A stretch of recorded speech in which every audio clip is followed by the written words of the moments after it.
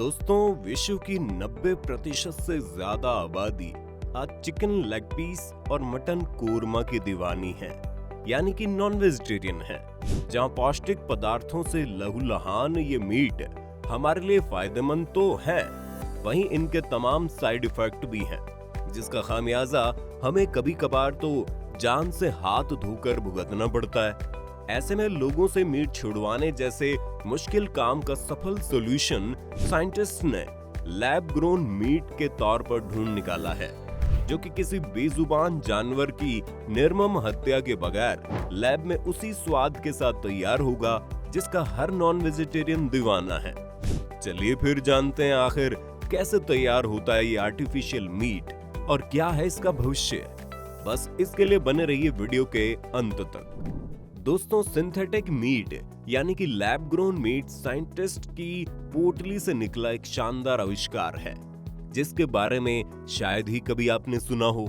एक तरफ जहां दुनिया भर में क्लीन मीट की डिमांड दिन प्रतिदिन बढ़ती जा रही है, वहां साइंटिस्ट द्वारा लैब में मीट बनाने की इस तकनीक ने सबको हैरत में डाल दिया, जिसे कल्चर्ड मीट भी कहा जाता है। एक मशहूर मीडिया रिपोर्ट की माने तो हम इंसान साल भर में करीब 36 करोड़ टन से ज्यादा मांस सफाचट कर जाते हैं, जो कि बेहद चौंका देने वाला आंकड़ा है। इसे पूरा करने के लिए न जाने कितने बेकसूरों की बलि चढ़ती होंगी। हालांकि इसका तोड़ कुछ साल पहले प्लांट मीट के तौर पर मार्केट में लाया गया था, जिसे बियॉन्ड मीट और इम्पॉसिबल फूड जैसे ब्रांड्स ने न सिर्फ स्पॉन्सर किया बल्कि पॉपुलर भी हुए, और कुछ ही वक्त में ये मीट सुपरमार्केट के शेल्फ से लेकर रेस्टोरेंट के न्यू मेन्यू कार्ड में दिखाई देने लगा। मगर इसके अंदर मौजूद प्रोटीन और बाकी पोटेंशियल रियल मीट की तुलना में काफी लिमिटेड थे, जिसके चलते नॉन वेजिटेरियन के बीच ये अपनी जगह नहीं बना पाया। और इसी दौरान मार्केट में दस्तक देता है सो कॉल्ड क्लीन मीट यानी कि लैब मीट, जिसे मात्र जानवर के सेल्स को लेबोरेटरी में ग्रो करके तैयार किया जाता है। दरअसल दोस्तों, इस टेक्निक पर साइंटिस्ट सालों से वर्क कर रहे थे, मगर इन्हें सफलता 2013 के दौरान लंदन में मिली, जिसे एक बर्गर के रूप में खाकर चेक किया गया। और हाल ही में यूएस बेस्ड ईट जस्ट नामक एक कंपनी ने इसे सेफली खाने लायक बनाकर दुनिया के कोने कोने तक पहुंचाने का बीड़ा उठाया। अब ऐसे में सबसे पहला सवाल ये उठता है कि आखिर ये लैब ग्रोन मीट बनता कैसे है। तो दोस्तों, इस सिंथेटिक मीट यानी लैब ग्रोन मीट को बनाना बेहद आसान है, जो इसी तरह स्टेम सेल के आसपास रिवॉल्व करता है। आपकी जानकारी के लिए बता दें, स्टेम सेल्स हमारी बॉडी का वो सेल होता है जो कि शरीर में कई अलग अलग प्रकार की कोशिकाओं में विकसित होने की क्षमता रखती है और आगे चलकर एक मसल टिश्यू का आकार ले लेती है। बस इस प्रोसेस के लिए भी वैज्ञानिकों ने इसी सेल्स को जरूरत रखी, जिसे वो डायरेक्टली उस एनिमल से निकालते हैं जिसका उन्हें मीट बनाना होता है। जैसे कि मटन बनाने के लिए उन्हें बकरे का, चिकन बनाने के लिए चिकन का सेल चाहिए होगा, वगैरह वगैरह। अब इन टिश्यू में मौजूद स्टेम सेल को अलग करके उससे nutrients, amino acid, growth hormone और फीटल बोवाइन सीरम की मदद से एक बायोरिएक्टर में प्रिजर्व करने के लिए डाला जाता है। ऐसे में ये सेल्स थोड़े समय बाद अपने आप ही जैसे अनगिनत सेल्स को प्रोड्यूस करने लगते हैं और देखते ही देखते एक मसल फाइबर में बदल जाते हैं। हालांकि ये थोड़ा स्लो प्रोसेस जरूर होता है, क्योंकि नेचुरल वे की जगह लैब में जो ग्रो किया जाता है, मगर खाने में उतने टेस्टी और प्रोटीन से युक्त होते हैं। हालांकि एक साधारण मीट की तरह, और आप इसे बेफिक्र होकर उतने ही चाव से खा भी सकते हैं। माना जाता है तकरीबन 20,000 जितने मसल फाइबर मिलकर एक नॉर्मल बर्गर जितना साइज बनाते हैं, जो बेहद कॉस्टली पड़ता है। इसका कारण है इसमें लगने वाला FBS यानी फीटल बोवाइन सीरम।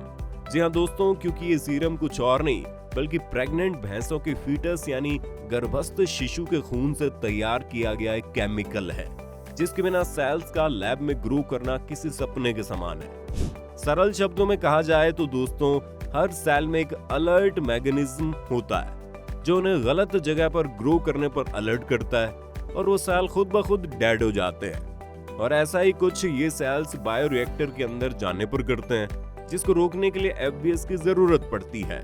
इस कमाल के सीरम में ऐसी टेंडेंसी होती कि ये किसी भी तरह की मीट के कांटेक्ट में आने से उसे दुगनी तेजी से ग्रो करने लगता है, मगर ये जितना असरदार है उतना महंगा भी।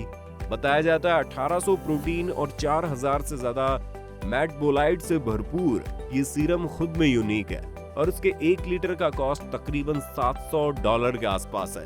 वहीं बाजार में इसके मुकाबले किसी अन्य सीरम के कारगर न होने के चलते इसकी डिमांड दिन प्रतिदिन बढ़ती जा रही है। आपको जानकर ताज्जुब होगा कि एक नॉर्मल साइज बीफ बर्गर के लिए 50 लीटर के सीरम की जरूरत पड़ती है।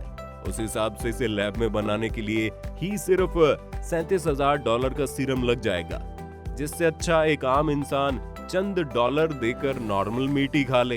हालांकि अगर इसे बड़े स्केल पर प्रोड्यूस किया जाए तो शायद बात बन सकती है। वैसे एक बड़ा वैज्ञानिक तबका इस पर गहरा शोध कर रहा है, जिससे एफबीएस सीरम को रिप्लेस करके किसी सिंथेटिक सस्ते सीरम का यूज किया जा सके, जो कि शायद आने वाले टाइम पर हमें देखने को मिले।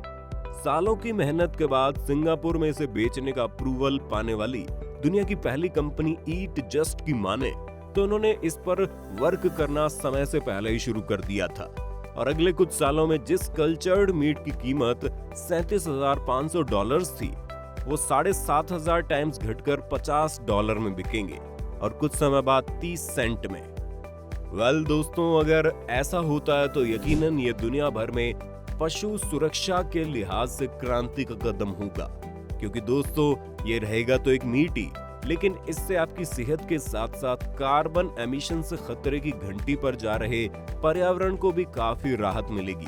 और अगर ये मीट मार्केट में अपना सिक्का जमा पाया तो वाकई में कुछ लाइलाज बीमारियों पर लगाम लग जाएगी और फिर इंसान के मुंह का निवाला कोई भी ऐसी ऊटपटांग चीज नहीं बनेगी जिससे वो किसी जानलेवा बीमारी के चपेट में आ सके।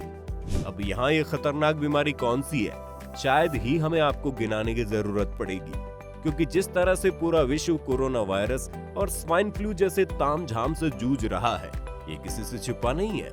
ऐसे में दोस्तों, अगर ये लैब मीट हमारे लिए फायदेमंद नहीं होगा तो यकीनन नुकसानदायक भी कहीं से साबित नहीं होने वाला। वैसे दोस्तों, आपका इसके बारे में क्या ख्याल है, हमें कमेंट सेक्शन में बताइए और ऐसे इंटरेस्टिंग वीडियोस को देखते रहने के लिए हमारे चैनल को सब्सक्राइब करने के साथ साथ इस धमाकेदार वीडियो को लाइक करके शेयर करना बिल्कुल ना भूलें।